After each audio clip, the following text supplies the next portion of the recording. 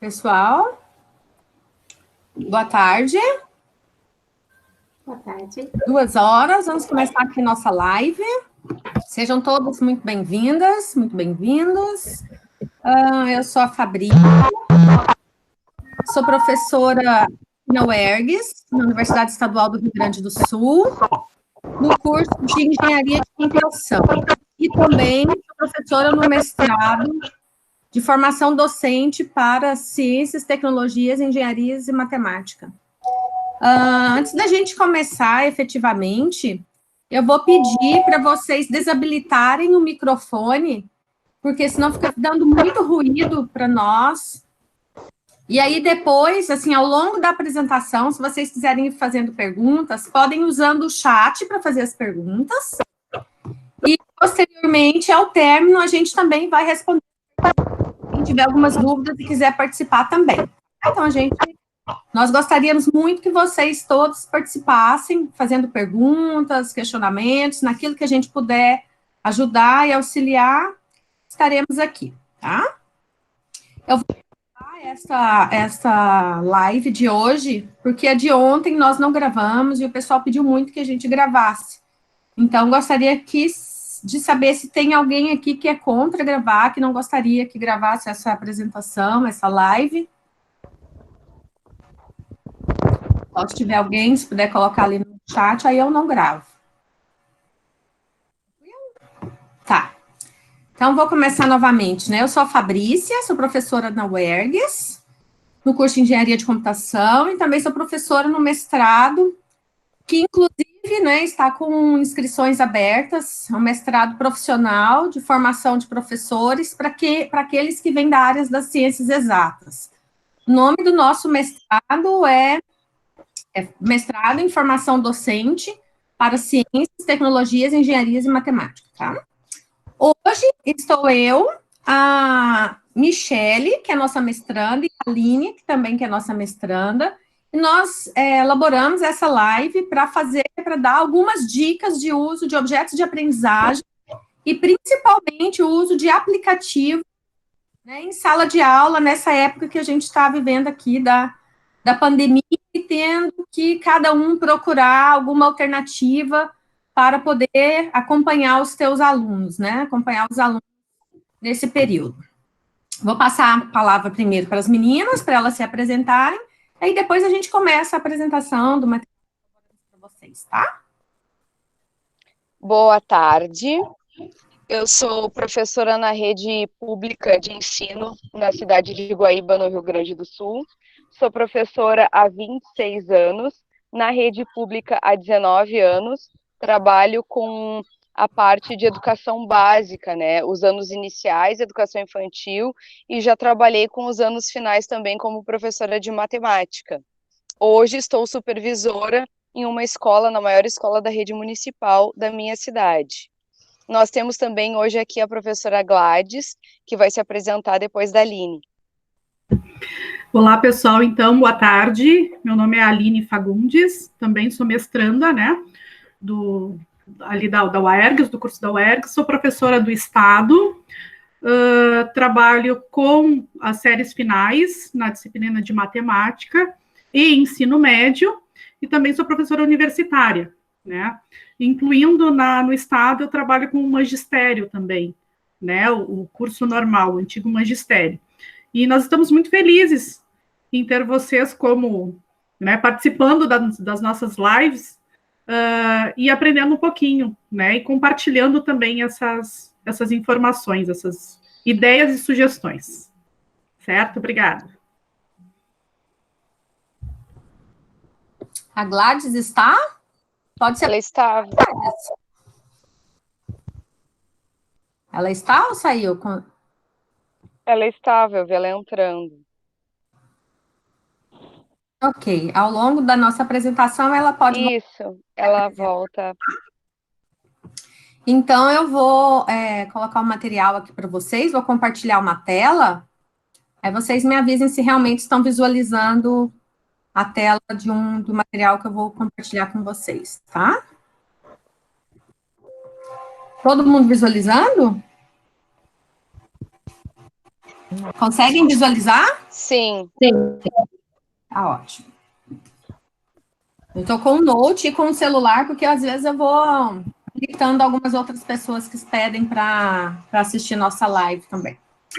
Então tá, então nossa live hoje é do primeiro, é com um enfoque de uso de aplicativos, que são objetos de aprendizagem, para o primeiro e segundos anos do ensino fundamental. Então, primeiro, né, quando a gente quer trabalhar com os nossos alunos com algum material digital, né, a gente vai abrir mão, nós vamos utilizar uma ferramenta que, na realidade, é um objeto de aprendizagem. No nosso caso, a gente está apresentando hoje para vocês objetos de aprendizagens digitais no formato de aplicativos. Esses objetos de aprendizagem, eles nos auxiliam no processo de aprendizagem do aluno, né? Então, ela é uma ferramenta como apoio à aprendizagem. Então, quando a gente usa um jogo, simuladores, aplicativos, alguns softwares, todos eles vêm para apoiar nosso processo de ensino-aprendizagem. Só que nós só vamos conseguir utilizar um objeto de aprendizagem em sua forma mais efetiva se nós estivermos associados a esse objeto uma estratégia pedagógica.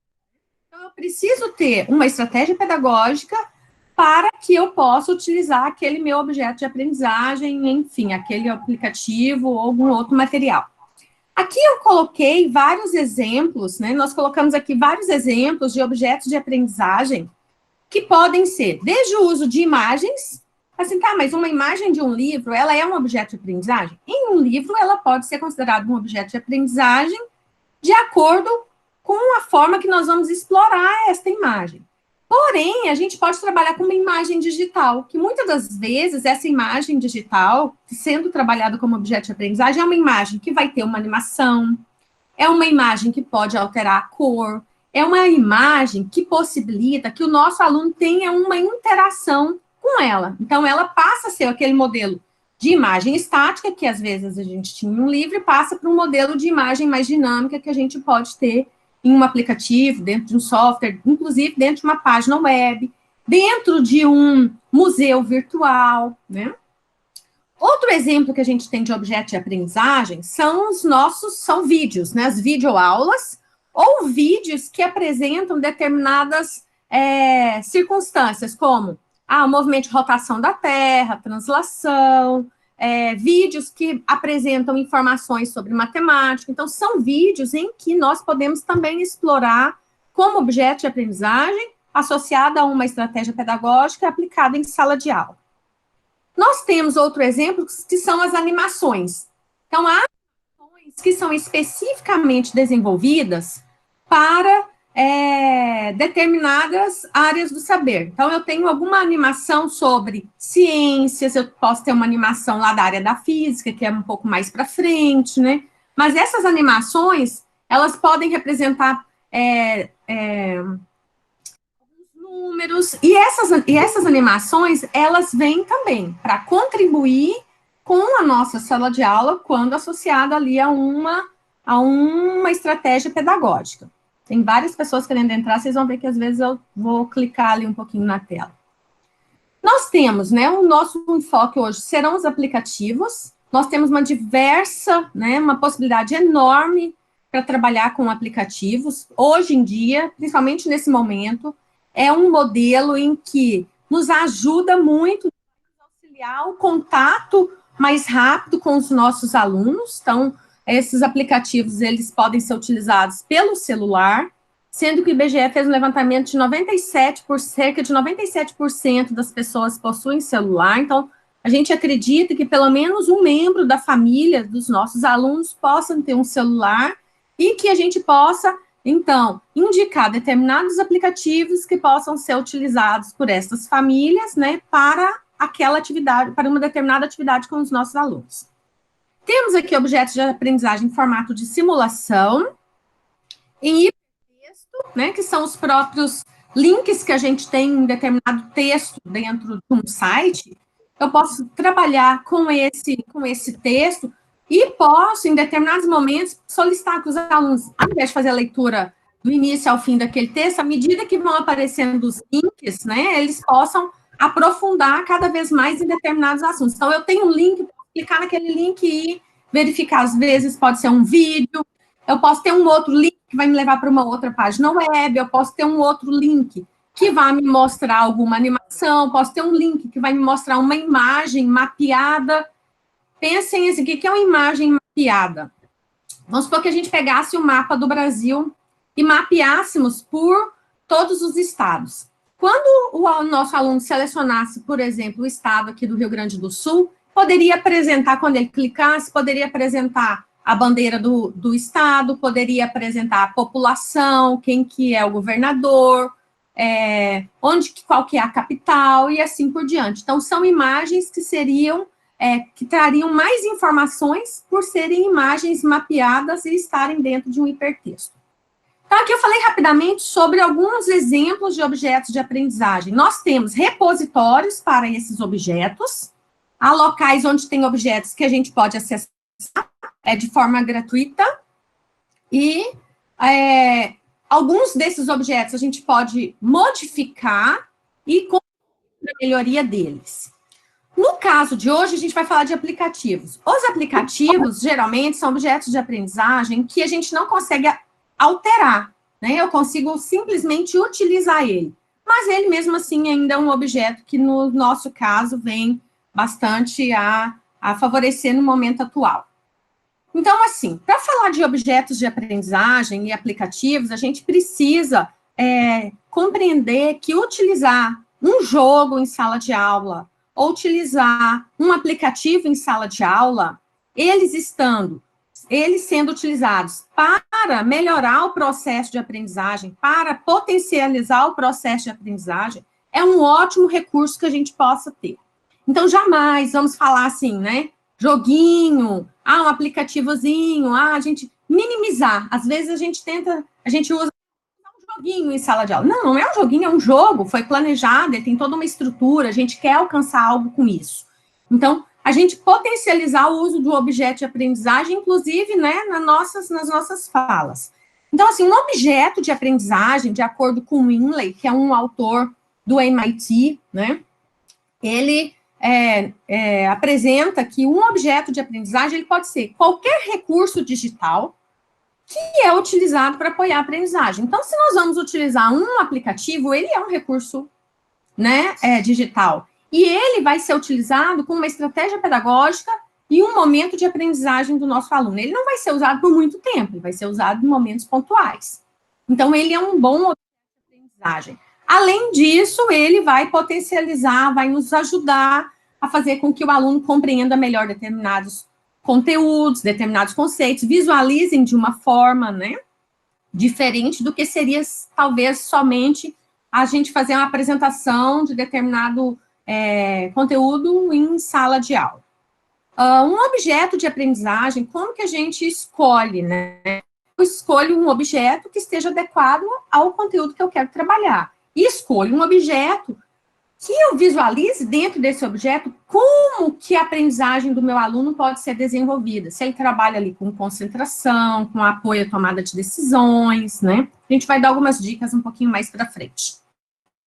Quanto mais interativo for um objeto de aprendizagem, ele é melhor para o nosso aluno. Porque, assim, a gente pode ter um objeto onde eu possa só analisar, e não tenho muita participação, interferência com esse objeto. Posso fazer só uma leitura, né? Eu posso ter um texto na internet, posso passar um texto para o meu aluno, pode ser considerado um objeto de aprendizagem. Só que ele quase não vai ter interação. Se eu pegar esse mesmo texto e transformar esse texto em um texto cheio de hiperlinks, que tenha determinadas palavras ou determinados vídeos que eu queira complementar com o meu aluno e produzo esse material, ele é um material que vai permitir maior atividade. Então, quanto mais interativo for um objeto de aprendizagem, ele vai associar e vai fazer com que o nosso aluno se aproprie de mais informações. Ele vai passar a ser um aluno mais ativo. Puxa, eu quero visualizar novamente, né? Eu quero parar esse vídeo, quero voltar e quero ouvir novamente o que foi dito. Então, ele está tendo uma ação no seu modelo, no seu processo de aprendizagem. Outra coisa que é importante também, que muitos objetos trazem, é que eles fazem um misto entre conhecimentos verbais e conhecimentos não verbais, né? Que são o quê? Palavras impressas e faladas em conhecimentos verbais, e os conhecimentos não verbais são as imagens, as animações, os vídeos, ilustrações. Então, quando eu tenho um objeto que associa esses dois modelos de conhecimento, esse nosso objeto ele é um objeto mais rico também. Então, ao tentar buscar determinados objetos, a gente analisa se o objeto ele é interativo, se ele apresenta, se ele tem a representação de conhecimento verbal e não verbal, porque são todos esses modelos, eles são comprovados, né? Depois a gente tem até alguns materiais, se vocês quiserem complementação, até mesmo para ajudar a justificar por que estão usando esses materiais em sala de aula. Quando a gente tem um objeto que tem essas informações, esses objetos, há estudos que mostram, que sugerem que o aluno ele aprendeu um pouco melhor. Né? Então, o aluno conseguiu aprender melhor quando ele foi mais ativo, quando ele utilizou na complementação do seu aprendizado determinados tipos que permitisse que ele tivesse uma interação maior. Então, são objetos que, né, a gente tem evidências, né, que foram comprovadas, então são objetos que a gente pode utilizar em sala de aula. Então, no momento atual, né, que a gente está vivendo essa questão da pandemia, do Covid, né, como que a escola e a família pode trabalhar? A gente tem algumas determinações de secretarias de educação em continuar as nossas aulas, né? Então, como que nós podemos elaborar, o que a gente pode fazer com os nossos alunos? Então, baseado em tudo que eu falei ali de objetos de aprendizagem, nós vamos começar a apresentar daqui a pouquinho quais são esses objetos e como que a gente está tentando trabalhar, né? A gente não quer fazer uma transposição da nossa sala de aula para dentro da casa do aluno, não é isso que a gente vai fazer. Nós vamos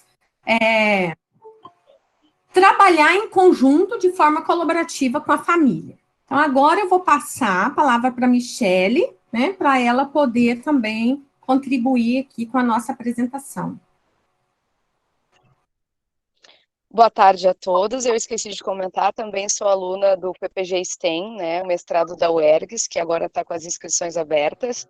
Então, tendo em vista esse nosso panorama, né, muito antes do distanciamento social realizado, né, imposto pelo governo, já se pensava, meu Deus, se isso acontecer, como iremos trabalhar?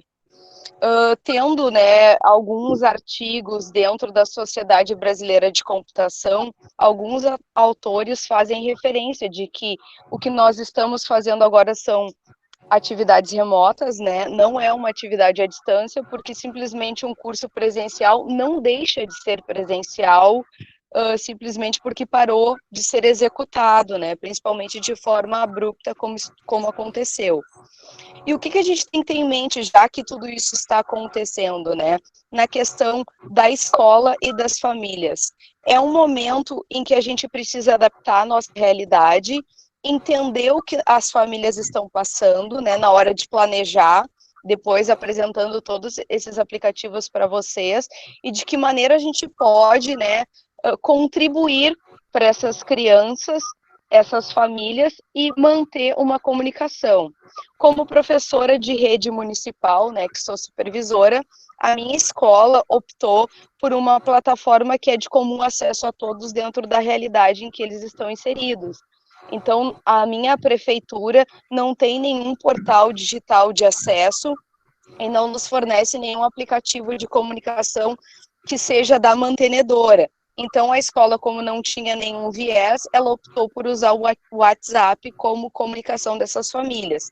Como supervisora de 28 turmas, nós temos 28 grupos de WhatsApp. E dentro desses grupos, nós temos a professora titular, os outros professores das disciplinas complementares e professores também de educação especial, auxiliando esses alunos, né? Já tentamos várias dinâmicas diferentes, agora os professores de sala de recursos pedagógicos montaram grupos separadamente, e eu, como supervisora, estou em cada um desses grupos, observando como eles estão interagindo, observando o planejamento das profs e as abordagens que estão acontecendo. Deixa eu só fazer um comentário, né? Você falou ali sobre EAD. Assim, ó, o que nesse momento, né, quase todas as escolas estão fazendo, inclusive universidades, não é EAD, né? Para a gente poder fazer EAD, a gente precisa ter um planejamento muito grande, nós precisamos ter uma equipe interdisciplinar, nós precisamos ter muito apoio da instituição. Então, isso Suporte. é muito suporte. Isso que a gente vai propor aqui não é EAD, é uma forma de trabalhar, né, nesse momento atual, tá? Então, assim, ninguém aqui está fazendo EAD. Inclusive, dentro da UERGS, a gente não está fazendo EAD dentro da universidade. Algumas universidades optaram por continuar as aulas de forma remota, né, trabalhando, tentando fazer algum EAD, mas não tem como a gente transpor uma aula que é presencial, que era presencial até um mês atrás, para um modelo EAD agora, sem a gente, né, o aluno que está nas escolas, alunos que estão para um modelo presencial. Pode continuar, Michele. Então, tendo em vista isso, né, o que a gente procura fazer? Manter o vínculo com esses alunos através do grupo de WhatsApp, manter eles conectados, e também fortificar essa parceria entre escola e família, que às vezes na correria do dia a dia acaba se perdendo um pouco. Então, esse é um dos objetivos. Está dando muito certo, nós temos mais de 80% de adesão desses alunos nos grupos. E as dicas que a gente sempre dá, né, para os professores é a seleção desse material. Todo esse material que vocês vão experimentar, vão vivenciar um pouquinho hoje, que a gente vai mostrar para vocês, foi disponibilizado para os meus professores, está na página da escola, para os pais também terem acesso, então pode estar no planejamento do professor, assim como também o pai pode, né, acessar esse material lá na página da escola e baixar para o seu filho. Nós sabemos que a realidade é difícil, né? Muitos pais, às vezes, é um celular para 3 ou 4 filhos, o pacote de dados é reduzido muitas vezes, então a gente está lidando com várias realidades dentro de um mesmo contexto, e tudo isso deve ser levado em consideração. Todos esses aplicativos que vão ser apresentados aqui, tendo em vista a realidade, né, que eu selecionei, que é a minha realidade, são aplicativos de Android. Eles estão disponíveis na plataforma do Google Play, são aplicativos gratuitos, então muitas vezes alguma parte desse aplicativo vai estar trancada, porque é só a versão free dele. Foram pensados dentro da realidade da minha escola, então nada impede que vocês busquem aplicativos similares. Já aconteceu de um professor disponibilizar aplicativo e o aluno tinha iOS, ele tinha um celular iPhone. Então, o que eu fiz para ajudar essa professora? Eu pesquisei no Google aplicativos similares que existem dentro do iOS para que essas crianças baixassem e pudessem usar também dentro daquela linha de trabalho do professor. Como é que a gente vai fazer essa seleção de aplicativos? Quando vocês forem pesquisar aplicativos, esses que nós vamos sugerir, ou outros aplicativos, é importante sempre que vocês cuidem a avaliação desse aplicativo. E quantas pessoas já avaliaram esse aplicativo? Eu posso ter um aplicativo com nota 4.7, mas 10 pessoas apenas avaliaram ele. Então, não é muito confiável ainda essa avaliação, porque precisa ser muito bem avaliado. Eu vou colocar aqui para vocês, o exemplo de um aplicativo que é o Khan Academy, tá? Esse Khan Academy é o Khan Academy Kids. Ele tem aplicativo e tem a versão Khan Academy também online através do site. Então, o aplicativo, observem o seguinte, vou colocar aqui, ó. Quando eu verifico um aplicativo, aqui ele me traz a pontuação de avaliações. Então, 4.5 de estrelinhas ali é um aplicativo bem avaliado, tá? Ele tem a classificação, tem o tamanho desse aplicativo, e aqui eu cortei um pedacinho, mas tem ali a faixa etária, né? Então, até 5 anos. Esse aplicativo, embaixo, quando a gente rola a barra, quando a gente vai selecionar o aplicativo, embaixo ele traz a avaliação do aplicativo. Foram o que outras pessoas baixaram e comentaram ali sobre o aplicativo. É bom visualizar isso, porque te dá uma noção do que as pessoas estão recomendando, se estão recomendando positivamente ou não aquele aplicativo ali. Então, aqui a gente consegue ver estas informações sobre um aplicativo. A primeira estratégia que a gente usa para fazer a busca de aplicativos, né, para a área da educação. Sempre lembrando que o que a gente vai falar aqui hoje é para primeiro e segundo anos do ensino fundamental, tá? Então, tendo em vista a nossa proposta de hoje, né, como são alunos para primeiro e segundo ano, o nosso foco aqui é principalmente a questão da alfabetização. Mas é claro que a gente pode utilizar aplicativos em outra área, mas dentro do planejamento sempre buscar com que esses alunos tenham um foco na alfabetização, né? Como eles estão no ciclo de alfabetização, que vai do primeiro ao terceiro ano, a gente está focando muito nesse aspecto. Aqui nós temos alguns canais do YouTube para sugerir para vocês, dentro dessa faixa etária de crianças de 6 e 7 anos, que é o público de primeiro e segundo ano, nós temos aqui o Disney Junior, o Discovery Kids. Dentro desse canal do YouTube, tem vários vídeos curtos, sempre com personagens que as crianças gostam, às vezes dicas e algumas sugestões de brincadeiras. Um outro canal que eu gosto muito de sugerir, principalmente para essa faixa etária, é Palavra Cantada, porque as crianças estão muito acostumadas com Patati Patatá, Galinha Pintadinha, então são músicas diferentes, às vezes sem instrumento, principalmente com batidas, com sons diferentes, que eles formam música e compõem as suas letras. São músicas com conteúdo e um conhecimento muito amplo e vasto. Fica aí a dica bem interessante. Depois, nós temos aqui, juntamente, o YouTube Kids. E esse é um aplicativo muito pertinente para essa faixa etária, porque é um aplicativo que o pai vai acessar, a criança não pode acessar. Se a criança for tentar entrar, o que o aplicativo vai fazer? Ele vai mandar retornar para a mamãe ou para o papai. É muito intuitivo quando vocês vão baixar esse aplicativo, que daí não é o canal propriamente dito do YouTube, mas ele vai direcionar aos canais do YouTube. Todos aqueles youtubers que as crianças gostam. E se vocês olharem aqui na tela, tem até a divisão por faixa etária, então o pai pode coordenar tudo isso através do e-mail dele e do login que ele vai fazer. Então a gente tem aqui para crianças de idade pré-escolar, para crianças menores e para crianças maiores. Os pais podem estipular o tempo que essas crianças vão acessar, eles podem também direcionar o conteúdo, eles podem bloquear, por exemplo, ele não gosta do Felipe Neto, o pai não gosta que a criança assista Felipe Neto, então o pai vai bloquear esse canal e a criança não terá acesso, diferente do YouTube. Fazer um comentário. Isso é super importante, né? Principalmente orientar a família, que existe o YouTube Kids, que é possível que os pais façam esse controle. Na realidade, ele tem o que a gente chama de controle parental. E por quê? Porque à medida que a gente vai, né, utilizando o YouTube, ele vai trazendo vídeo, vai recomendando vídeos associados àquele assunto com que a gente está visualizando. E uma dessas, ele pode trazer um vídeo que não seja apropriado para aquela faixa etária, né, para aquela criança. E isso acontece e é muito comum.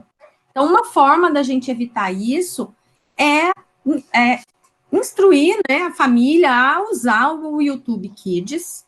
E quando o pai vai instalar, observa que nessa primeira tela, que ela tem aqui, ó, é como se a criança estivesse iniciando o aplicativo, né? Peça para sua mãe ou pai desbloquear. Ó, sou criança, sou pai e mãe. Então, ali os pais, ao seguir todos os passos, ele pode praticamente configurar o aplicativo para que a criança possa utilizar. E com isso, a gente coloca um filtro, um bloqueio de filtro muito grande a conteúdos inapropriados para a faixa etária no qual, né, o filho daquela família. E isso é muito importante, fazer essa instrução. O aplicativo pergunta a data de nascimento do pai, e se tu colocar, eu testei, né, se tu colocar uma data que não corresponde a uma data esperada de pai, o aplicativo vai perguntar, tem certeza que você nasceu nessa idade? E aí ele vai começar a fazer perguntas de operações matemáticas para responder. Se for uma criança muito pequena, não vai conseguir responder, o aplicativo vai identificar que é uma criança. É bem interessante. Posteriormente a isso, então, vamos para outros aplicativos propriamente ditos, né? O primeiro aqui que a Fabrícia já citou é o Khan Academy Kids. Como a gente está lidando aqui com o primeiro e segundo ano, a gente está na transição do Khan Academy Kids para o Khan Academy. O Khan Academy Kids, ele é voltado, ele está em inglês, né, esse aplicativo, então a criança pode trabalhar principalmente matemática e lógica e o inglês. E já dentro do aplicativo do Khan Academy, que também contempla essa faixa etária, aí mostra ali na tela as várias áreas que nós temos, e aí a gente está sugerindo ciências, por exemplo. Ciências tem conteúdo a partir do primeiro ano para essas crianças.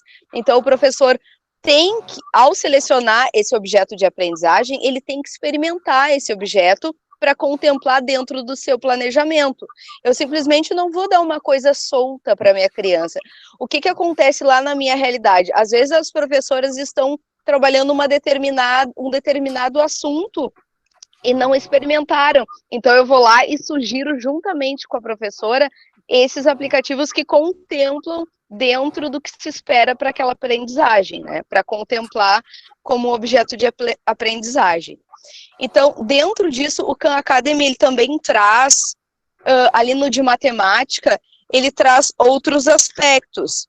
Ele traz a questão da contagem, as operações básicas, ele traz dividido na aritmética, na pré-álgebra, e aí avança mais, que não é o nosso foco de hoje, né?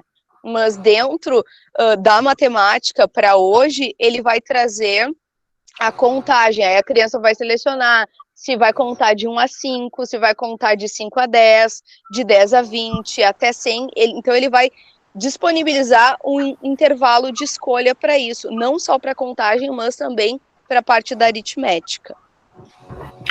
Lembrando, né, Michele, que todos os aplicativos que nós estamos disponibilizando, estamos sugerindo, são de forma gratuita, né? Então, é interessante a gente enfatizar isso. Nós não vamos propor nenhum aplicativo que não seja de forma gratuita, até porque a gente sabe da realidade das nossas crianças, né? Inclusive dos pais também. Então, é importante essa informação. Continuando aqui, bem lembrado, Aline, é claro que a gente sabe que existem aplicativos bem interessantes no nível, né, pago, se às vezes ele free já é bom, imagina se fosse pago, né, seria ainda melhor. Mas nós não estamos aqui comentando sobre esses aplicativos. Dentro dessa faixa etária também é interessante os audiolivros. Então lá no Google Play, lá na loja de baixar esses aplicativos, tem os audiolivros. Aqui nós temos o Patinho Feio, que é uma contagem de história com 10 minutos, e o Pequeno Polegar, que tem 13 minutos. A criança, ainda de primeiro ano, gosta de ouvir várias vezes a mesma história, nem sempre a mãe e o pai têm tempo para contar várias vezes, e o mais legal desses audiolivros, é que eles acabam colocando uma entonação diferente na contagem, que às vezes os pais não vão conseguir, né? Então colocam emoção, entonação, além de outros elementos de cenário, se está numa corrida, no caso do Patinho Feio, o barulho de aves. Então tudo isso vai auxiliar na elaboração da imaginação e da criatividade dessa criança. Depois nós temos aplicativos que estimulam a memória, além da observação, da concentração, da tomada de decisões, né? Aqui nós temos o jogo da velha. Ah, não, aqui já está aparecendo o quebra-cabeça, né? Então, dentro desses quebra-cabeças, ele começa desde um aplicativo simples com 4 peças, a criança vai selecionar o tema do quebra-cabeça que ela quer. Ele começa ali com 4 pecinhas, esse quebra-cabeça. Se clicar na tela, vai aumentando. E ele pode chegar a 100 peças. Então, pode começar de maneira simples, e uma mesma imagem. A criança quer começar lá com quebra-cabeça de gatinhos, ou a professora selecionou para aquela semana o quebra-cabeça com tema de gatos. Então, a criança começou com 9 peças, depois foi para 16 peças, passou para 25, e assim ele vai aumentando. Geralmente, como a criança pode selecionar, a professora talvez até não sugira, mas a criança também pode interagir dentro desse aplicativo. Ao lado ali nós temos um aplicativo que é um jogo de erros. Eu não vou dizer aqui que é um jogo de 7 erros, porque ele começa com 6 erros. Também a criança vai selecionar dentro desse aplicativo diferentes cenários, com riqueza de detalhes, e à medida que os níveis vão aumentando, essas imagens, elas vão tendo mais elementos, e aí fica mais difícil, às vezes, tu perceber de cara essa mudança, né, de uma imagem para outra. Depois nós temos aqui um aplicativo que é um jogo que exige concentração, análise, tomada de decisão e estratégia da criança, que é o Cut the Rope. É um aplicativo muito interessante porque a criança tem que interagir com o cenário. Ele tem que ver o que vai acontecer nesse cenário para pensar na tomada de decisão que ele vai tomar. Por exemplo, são várias estrelinhas num cenário e a criança tem que cortar cordinhas e essas estrelinhas, elas vão se mexer, ela vai ficar interativa na tela. E é um aplicativo interessante, principalmente porque a criança que está em casa, ela está um pouco travada e limitada em determinadas questões epistemológicas, né? Tendo em vista que a gente está nessa questão de distanciamento social. E esse aplicativo, ele entra bem dentro das questões que Piaget traz na epistemologia física, que é a questão do movimento, a questão da força, da gravidade agindo. Então, é válido também, mesmo que não seja o foco para essa faixa etária, que a gente está no foco da alfabetização, a criança também precisa vivenciar esse tipo de experiência. Então, fica esse aplicativo como dica. Existem vários dentro dessa linha, desse mesmo bichinho tem outros, mas a gente traz esse como sugestão para vocês. Aqui do lado dele estava aparecendo, né, a tela com as estrelinhas, para que vocês pudessem ver o que eu estava falando ali, ó, o movimento que quando a gente corta as cordinhas, vão pegar as estrelinhas e depois ele vai comer essa frutinha, né? Então, nesse aspecto é bem válido esse joguinho também. Como é que ele pode entrar dentro do planejamento do professor, né? A criança pode relatar, ele pode contar o que está acontecendo, o que deu certo, o que deu errado. Como é que ele pode relatar isso? Através de um vídeo, enviando para a professora. Dentro da minha realidade, as crianças mandam geralmente no privado ou no grupo da turma quando ele está disponível para todos colocarem ali as suas dúvidas e o que já fizeram. Depois, o ideal... Só um comentário. Pode retornar para a professora como vídeo ou também como áudio. Às vezes, se o vídeo ficar muito longo, né, fica muito pesado para carregar. Exato.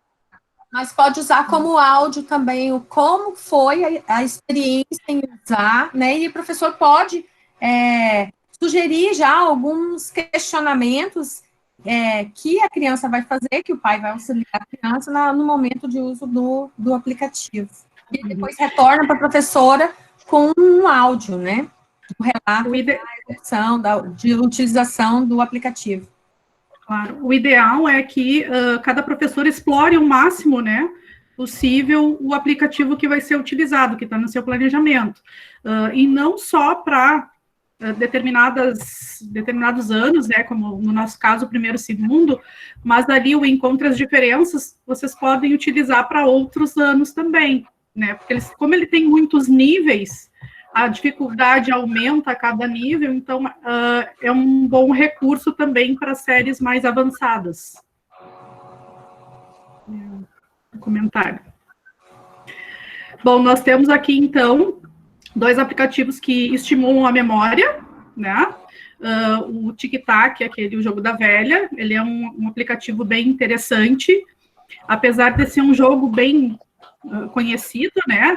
A interação que o aluno faz com o aparelho ela é muito gratificante, ela te dá retornos de jogadas, te dá uma orientação a respeito das jogadas também, né? Então, tu pode instalar e pode ser jogado também com outra pessoa, virtualmente, depende também, claro, de cada realidade, ou sozinho.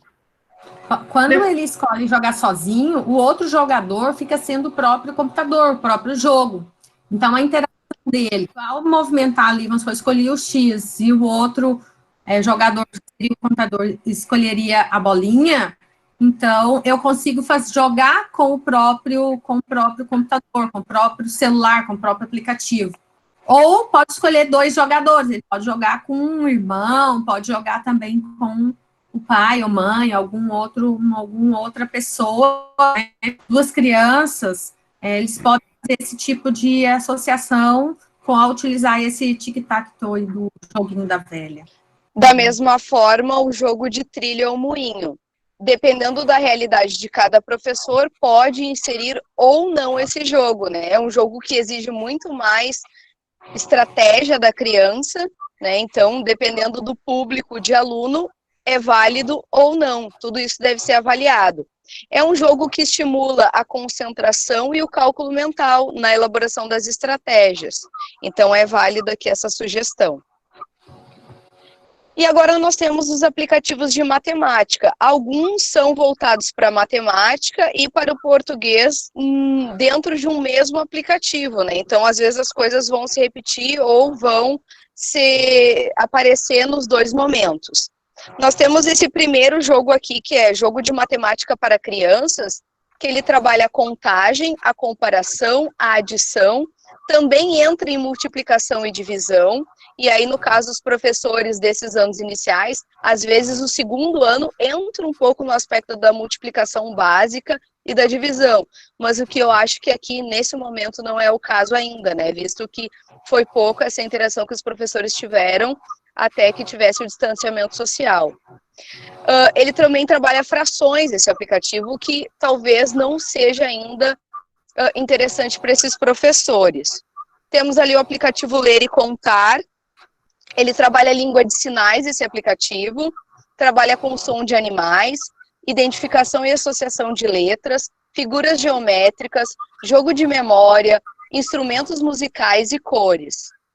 O triângulo do Tangram, ele vem dentro da perspectiva do Tangram, porém, ele só vai trabalhar com triângulos. Então, a criança vai ter que analisar e comparar para colocar e completar essas figuras.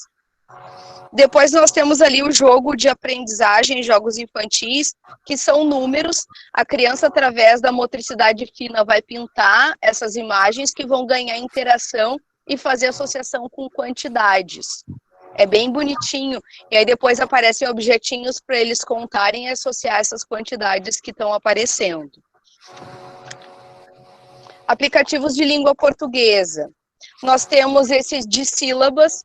Ele é um aplicativo que está um pouco desatualizado, então ele não tem muito recurso.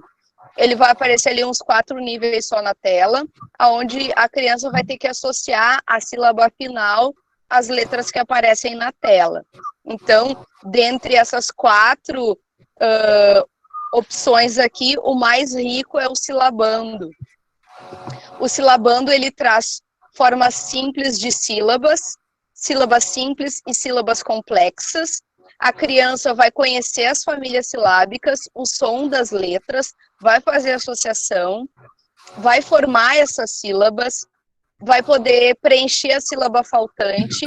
E o legal desse aplicativo é que, por exemplo, se tem ali cavalo e ele tem que completar o vá, vão vir 4 opções de sílabas para essa criança.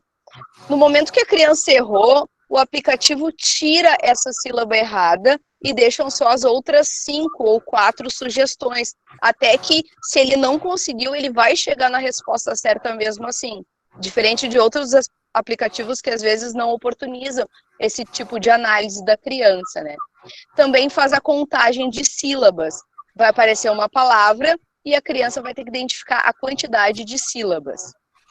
No formar palavras, ele vai trabalhar as sílabas, ele vai formar palavras, e ele sempre vai trabalhar dentro de 4 temas diferentes. E esses temas diferentes vão vir com pelo menos 50 palavras diferentes. Então, é bem rico na questão do vocabulário para essas crianças. E o ler e contar já foi comentado na página anterior, né? Que é o mesmo que aparecia ali em matemática, que é um ótimo aplicativo. Então, dentre esses aqui, o Silabando Ler e Contar nos traz várias opções. Para trabalhar línguas, né, dependendo da realidade escolar, se eles já estão trabalhando inglês, o Duolingo é um excelente aplicativo, ele traz gamificação, ele sempre vai elogiar, trazendo um estímulo para essas crianças, e vai partir sempre do básico com eles e vai aumentando o grau de dificuldade. O aplicativo identifica o erro e trabalha em cima do erro. Então, é uma ótima opção. Além do Khan Academy, que também trabalha a língua inglesa. Eu gostaria de indicar o Duolingo, inclusive para vocês, né? Eu uso o Duolingo, adoro, ele é bem bom, assim, da gente treinar, estudar vocabulário, né? De inglês, eu uso, no caso ali de inglês, bem legal. Ele estimula... principalmente aquelas pessoas que são mais competitivas, né, a sempre buscarem um melhor ranking dentro do próprio jogo. Então, assim, ele utiliza estratégias que fazem com que te estimule dentro do próprio aplicativo. Então, assim, é bem legal. Então, quem não conhece ou que quer usar só com os alunos, faça o uso dele também para fazer algumas para analisar, e daqui a pouco é um aplicativo que você consegue que você goste e consegue utilizá-lo para estudar, aprimorar, né, ou iniciar o estudo do inglês. Aplicativo de ciências. Esse trabalha com as partes do corpo. Além de trabalhar com as partes do corpo, ele também trabalha com a questão da identificação óssea, né, do esqueleto, as partes do esqueleto. Então, a criança vai identificar as partes da cabeça, que compõem a cabeça, as partes do tronco, dos membros. A criança vai poder identificar, vai clicar no ossinho e vai dar o nome, se é o fêmur, diferentes tipos, né, se é o tórax. Vai descobrir o local no nosso corpo onde estão esses ossos também. É um aplicativo que, dando um exemplo aqui, dentro desse aplicativo de corpo humano, a gente pode explorar uma semana toda de atividades com essas crianças. Eles podem escrever essas partes, eles podem desenhar, identificar, podem quantificar esses ossos que eles estão enxergando, quantos ossos compõem o braço. Então, dependendo da criatividade do professor, ele pode ter todo um planejamento voltado dentro deste aplicativo. Por que é importante não mesclar numa semana muitos aplicativos? Porque às vezes a realidade financeira dos nossos alunos não é muito boa. Então eles têm em casa um único celular que é um celular a nível mediano. O processamento e a memória desse aparelho às vezes não é muito boa. Então o professor pedir que eles baixem 3 ou 4 aplicativos é complicado. Então, escolhe 1 ou 2 durante a semana, explora o máximo dentro dessas possibilidades, para que depois, numa outra semana, outros aplicativos sejam explorados. E aí, fazendo com que eles deletem esse aplicativo anterior, esse corpo humano. Numa outra oportunidade, quer trabalhar outra coisa, aí volta para esse aplicativo e pede para baixar novamente. Esse aplicativo, ele é bem interessante, né, associado com as atividades que podem ser exploradas. Então, por exemplo, a criança vai visualizar ali o corpo humano. Ela pode desenhar num papel o corpo dela, fazer tracejar o próprio corpo, fazer medições de fêmur que ele tem, colocar naquele do papel, né? Então, dá para associar uma visão de atividades com o uso do aplicativo para um modelo de mais palpável, né? Em que o aluno possa, daqui a pouco, tirar foto disso, dessa atividade realizada, e enviar para a professora como resultado daquele processo de aprendizagem. Vou passar para o de arte agora. Dentro de arte, nós temos esse aplicativo 123 Desenhos Educativos, que ele também é voltado para matemática. É claro que a gente pode explorar a linguagem também, né, pedindo para que a criança escreva esses números que vão aparecer. Como é que ele funciona? A criança começa desenhando um sapinho, então o aplicativo vai ensinar como desenhar o sapo, a criança seleciona as cores, o aplicativo vai falar o nome dessas cores, E aí, no momento que a criança vai cumprindo essas etapas que o aplicativo pede, o desenho vai interagindo na tela e ele vai criando vida. E aí associa sempre a quantidade. Se é um sapo, vai aparecer um sapinho, o sapinho vai pular, vai fazer barulho. Depois o número 2 vai ser um outro tipo de bichinho que vai aparecer. E assim vai indo também explorando, né, as cores, a motricidade fina dessa criança, observação e atenção. Depois nós temos aqui o aplicativo de música. Nesse aplicativo as crianças vão trabalhar com músicas, sons de animais, composições, outros instrumentos musicais. Eles podem compor músicas ou reproduzir músicas que o aplicativo traz. Também reproduzir novamente essas músicas que eles estão fazendo. Então vão aparecer, se tu quiser o som de animais, vai aparecer vários cenários diferentes, aonde as crianças vão escolher. Por exemplo, quer o fundo do mar, vão aparecer baleias, golfinhos, vários bichinhos diferentes. Quer floresta, vão aparecer animais que compõem esse cenário. Então, é um aplicativo bem rico também, pode ser piano, pode ser violão, vários instrumentos musicais.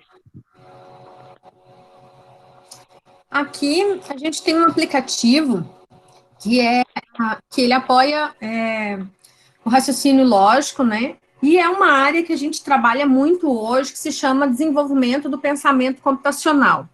Então, esse aplicativo aqui é um aplicativo que vai iniciar, né, a criança a auxiliar como que ela poderia desenvolver algum código de programação. Poxa, mas criança de primeiro e segundo ano trabalhando com algo que estimule programação, desenvolvendo competências para isso. Sim, esse aplicativo é o Crianças Codificação Jogos, né? Aprenda a codificar. Então, o que ele vai fazer? Se ele tem um obstáculo, os passos ele tem que dar para a direita, para a esquerda, para cima, para baixo, para desviar daquele obstáculo, né? É um aplicativo que auxilia no raciocínio lógico e é o primeiro aplicativo que a gente vai indicar nessa faixa etária para auxiliar no pensamento computacional. Não significa que a criança vá ser um possível programador, mas ele vai desenvolver habilidades de pensamento que podem ser associadas posteriormente em qualquer área do conhecimento. Esse aplicativo aqui, ele é bem interessante, sugiro que vocês baixem ele. Se quiser fazer alguma leitura de material de pensamento computacional, raciocínio lógico, pensamento computacional, que hoje está bem, assim, em destaque, né, tanto nacional quanto internacional, várias escolas trabalhando com desenvolvimento de pensamento computacional nos alunos, para criar novas habilidades, né, novas competências para os modelos profissionais das futuras profissões, né? Sim. Fabrícia, vale ressaltar que esse aplicativo, ele é muito premiado, ele tem 5 prêmios internacionais, então ele é gratuito, e assim, os professores que não têm noção do que é um pensamento computacional, ele orienta a criança principalmente na questão espacial, direita, esquerda, para frente, quantos passos vai dar, e ele é um aplicativo intuitivo. Então vocês vão baixar e ele começa dos níveis bem básicos, desde dar 2 passinhos, é um carrinho de bombeiro que vai apagar um incêndio.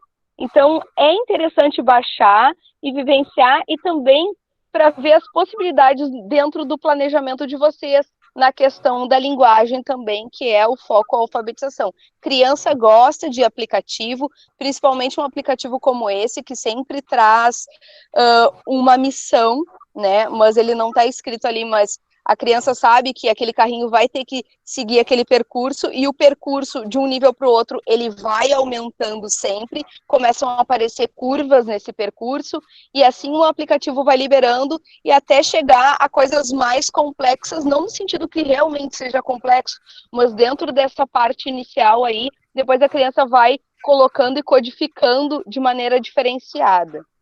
Então fica a dica desse aplicativo. Então, como que a gente tem trabalhado, né, com esses aplicativos?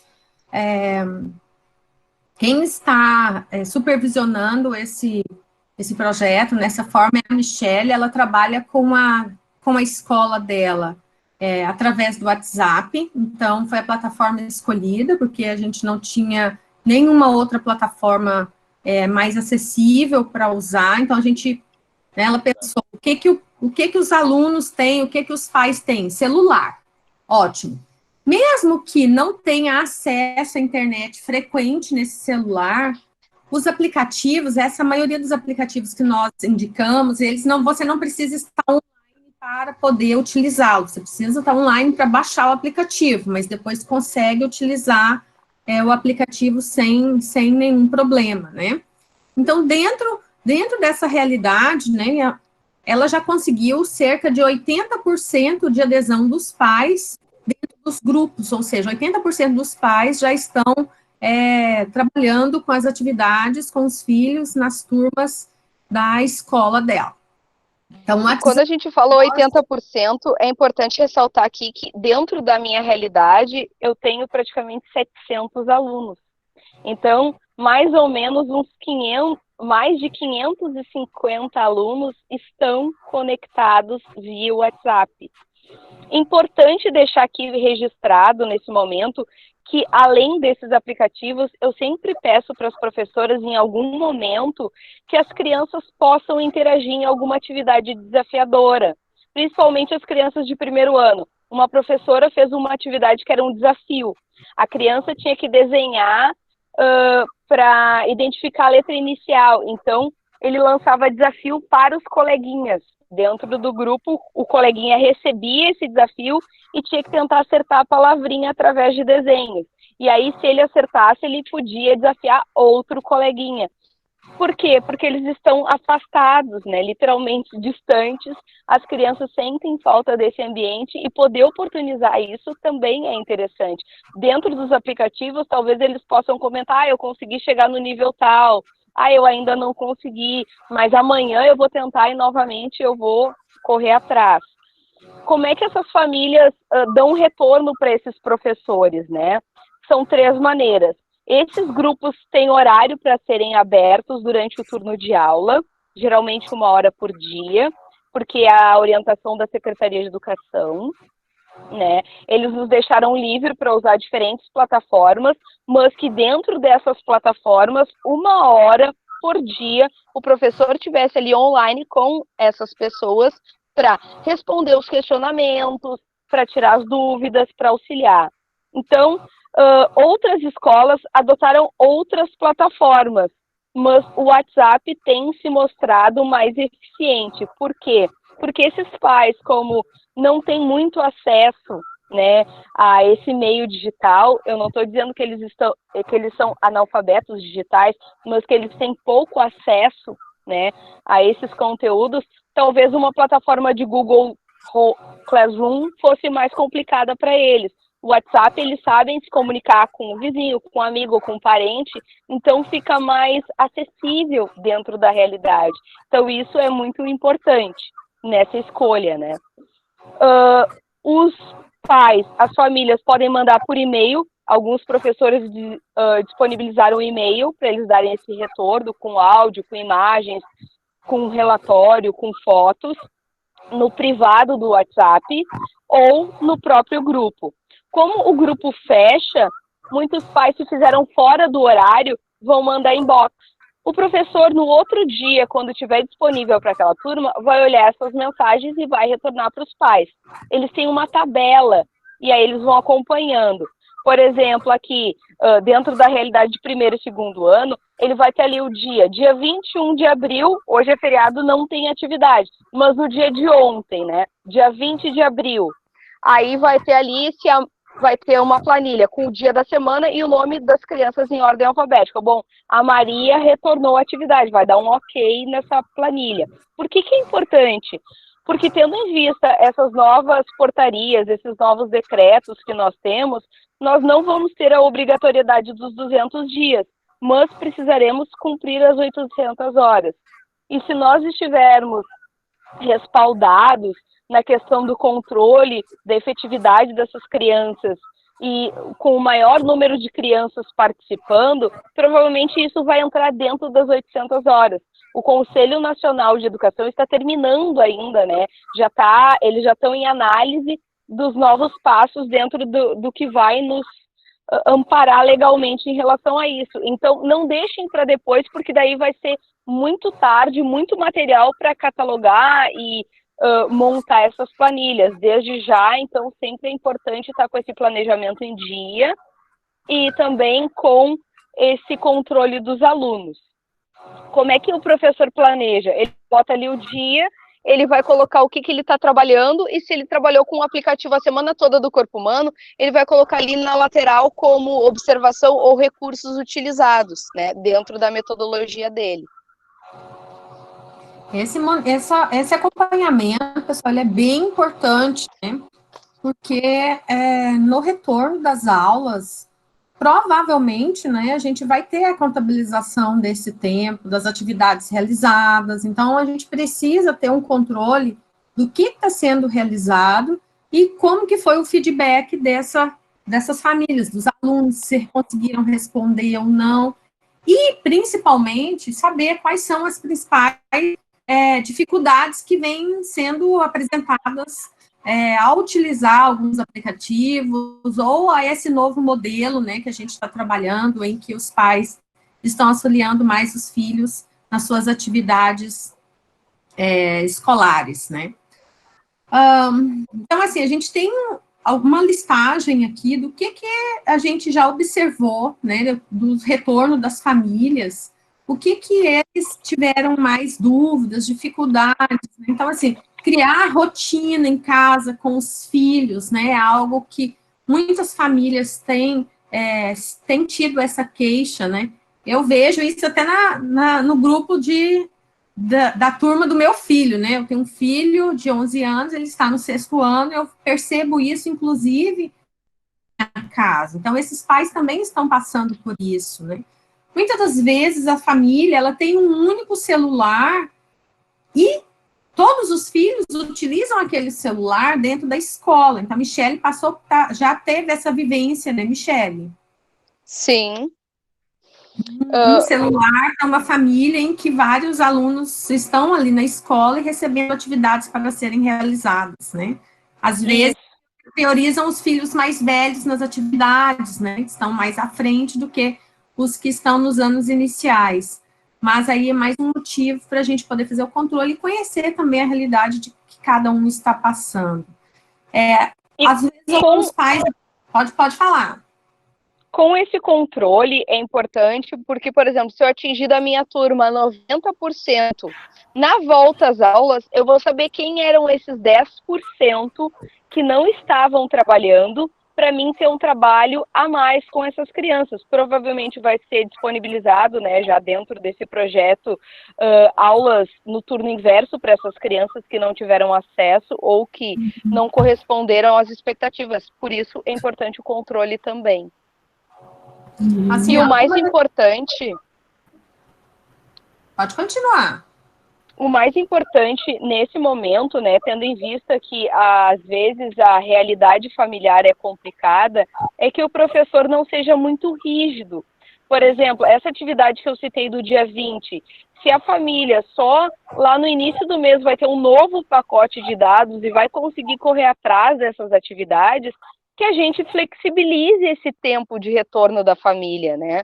Não vai simplesmente esquecer isso. Puxa, ele, com toda dificuldade, ele tentou fazer, então volta naquela planilha e preenche novamente isso, envia para o seu supervisor ou guarda como documento, né? Mas é importante ter esse olhar atento e principalmente com o feedback que as famílias dão. Daqui a pouco vocês acharam que o aplicativo sobre matemática, iniciando ali noção de multiplicação fosse válido, mas a família não está dando um retorno positivo. Daqui a pouco a gente excedeu as expectativas em relação a isso. Então é importante sempre estar atento a tudo que eles estão nos retornando e como está sendo isso. Então perguntar para a criança sempre se eles gostaram, o que eles mais gostaram na semana de fazer, é importante, o que foi mais difícil. Tudo isso é importante para que eles sejam sinceros na colocação e o planejamento de vocês estejam bem de encontro a essa realidade. Eu estou lendo algumas mensagens aqui no chat, né? Então, assim, A Elisamara falou que, para ela, um dos itens mais, assim, chama atenção é o terceiro, a falta de compreensão das atividades, né? Com isso, às vezes, o que é importante, né? O professor fazer um áudio explicativo, do que, às vezes, a gente mandar só algo textual. Através do áudio explicativo, pode ficar mais fácil, né, para os pais compreenderem como auxiliar o filho na determinada atividade. Também concordo contigo, né, que muitos pais também não tiveram acesso aos estudos, aí realmente sente a dificuldade em apoiar a criança. E uma coisa importante a levar em consideração é esse auxílio, né? A gente não pode exigir muito dos pais, porque eles não têm a formação, né?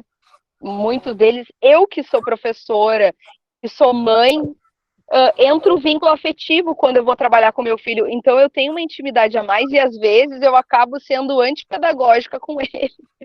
Né? A gente acaba excedendo um pouco. Então, tu tem que ter um autocontrole muito grande em casa na hora de lidar com o próprio filho e auxiliar ele nessas questões. Bom, eu acho que das nossas dicas eram essas, né? Dos aplicativos que a gente apresentou, falamos ali um pouquinho sobre objetos de aprendizagem, sempre associar o uso de um aplicativo que é um objeto de aprendizagem com uma estratégia pedagógica, ter uma finalidade pedagógica para que o porquê daquele aplicativo está sendo utilizado, né? E aí aqui a gente fez um relato também de como que está sendo utilizado em uma escola, né? Utilizando ali o WhatsApp, os grupos dos professores, como que está sendo feito esse monitoramento. E agora a gente quer ouvir vocês. Eu vou interromper aqui a apresentação. Já começo agradecendo a presença de todos. Eu vou interromper a apresentação.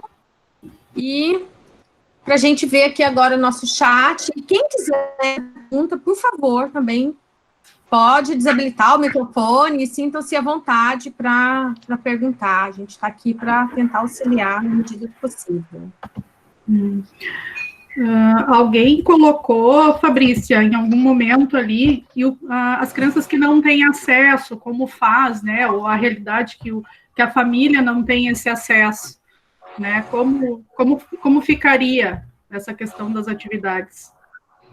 É que no momento, pessoal, nós não temos, né, a escola está fechada, então provavelmente as crianças e esses pais que não têm esse acesso vão, no retorno, pegar essas atividades, né, com o professor, conversar com o professor e poder ter esse retorno em relação às atividades. Mas fora isso, realmente não temos o que fazer, né, porque as escolas estão fechadas. Uma sugestão, Aline, assim, ó, dependendo da realidade, não é a minha realidade, mas alguns municípios, uma vez na semana, as escolas disponibilizam folhinhas para essas crianças. Então, sim, por exemplo, se o professor utilizou o aplicativo Silabando, tá, com essa turma, ele pode selecionar atividades que contemplam as mesmas questões que esse aplicativo está oferecendo e oportunizando para esses alunos.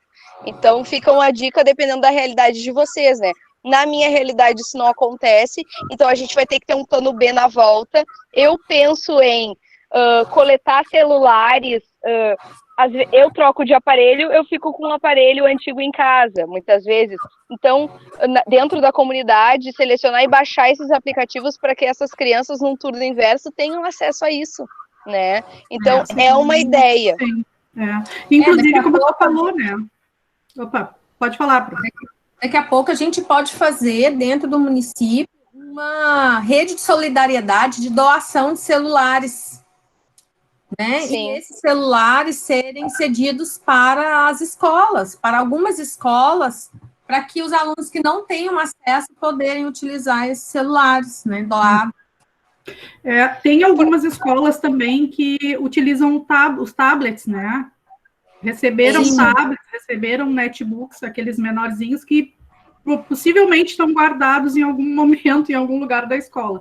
Também é uma sugestão no turno inverso, como a Michele falou, que provavelmente, né, vai vir alguma coisa referente à recuperação de aulas desses alunos que não tiveram esse acesso, enfim, então podem ser utilizados. Eu gostaria de comentar aqui, eu estou dando uma olhada no chat, e eu vi que alguns perguntaram como que será amanhã, né? a cada dia, eu estou abrindo uma nova sala de live no Google Meet, aí eu envio por e-mail. Na realidade, vocês vão receber 2 e-mails, que eu agendo pelo Google Agenda e outro de e-mail que eu mando. Alguns e-mails retornaram para mim, porque eu acho que na hora de fazer a inscrição, a pessoa não colocou o nome correto no e-mail, veio o e-mail errado. Assim.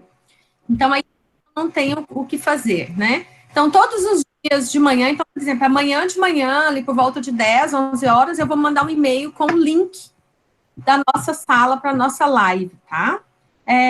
Deixa eu ver, o que mais? Alguma outra dúvida com relação às lives e os links? Deixa eu ver que a gente não tinha perguntado. No momento, não. Tá. Então, eu vou fazer assim. Sempre vou mandar no dia de manhã. Por quê? Porque pessoas à noite estão me pedindo para liberar a inscrição. Na realidade, as inscrições a gente já tinha encerrado. Então, hoje, eu vou abrir novamente as inscrições, eu vou colocar no mesmo formulário, então, eu vou abrir até amanhã cedinho, dá por 8 horas, eu encerro, aí depois eu começo a catalogar os endereços, abrir a sala e enviar os e-mails, tá? Então, se alguém que quiser participar, ou se você quiser convidar alguém para participar, eu vou abrir as inscrições, logo assim que a gente encerrar essa live, eu vou abrir as inscrições para que possam se inscrever, quem tiver interesse, ainda não tenha se inscrito. Eu estou gravando a live e o material que a gente elaborou, eu posso mandar por e-mail para vocês, né, para que vocês tenham acesso ali, na realidade, ao nome dos aplicativos, né, o que mais tem ali. Talvez alguns tenham anotado, mas se tiver a apresentação, pode ajudar também, tá? Aí eu vou mandar no final de todas as lives, aí eu vou mandar todos eles. Mais alguma pergunta? Meninas, querem fazer mais alguma contribuição? Eu gostaria de agradecer a participação de todos. Eu espero que essa live ela esteja atendendo, né, as expectativas que vocês tinham ao entrar e ao participar. Eu coloquei aí um e-mail, caso vocês tenham alguma dúvida, mas vocês também podem ali perguntar para a Fabrícia, né? Alguns mandam e-mail para a Fabrícia. É muito bom poder compartilhar com vocês essas experiências que nós estamos vivenciando, né? Para que mais crianças consigam, né, de alguma forma, se sentir assistida, porque essas crianças de 1º e 2º ano são crianças da geração alfa, são crianças que já nasceram no meio da tecnologia, eles são natos desse ambiente, então nós que não somos nativos, às vezes é um pouquinho mais difícil, mas a gente precisa, né, contemplar as necessidades deles nesse aspecto. Então, aproveitar esse momento de pandemia para oportunizar isso a eles é interessante, né? Eu sempre peço para as minhas profs usarem bastante esses recursos que eles têm disponível em casa, porque é uma aula diferente para eles. Nem sempre na sala de aula eu poderia iniciar uma semana com um vídeo que fosse motivador, por exemplo, né? Escolhendo um vídeo lá do YouTube. Porque na sala de aula a gente não tem projeção. Na minha escola, que é a maior do município, eu não tenho uma sala de informática.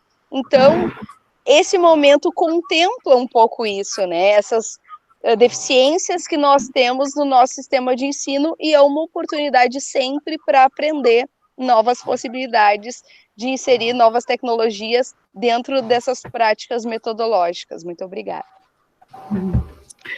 Também, pessoal, quero agradecer, então, a presença de todos, né, de todas aí. Espero que vocês tenham aproveitado, né, sugado o máximo de nós aqui, dessa apresentação, dessas sugestões de recursos e explorem o máximo possível dentro da realidade de cada um.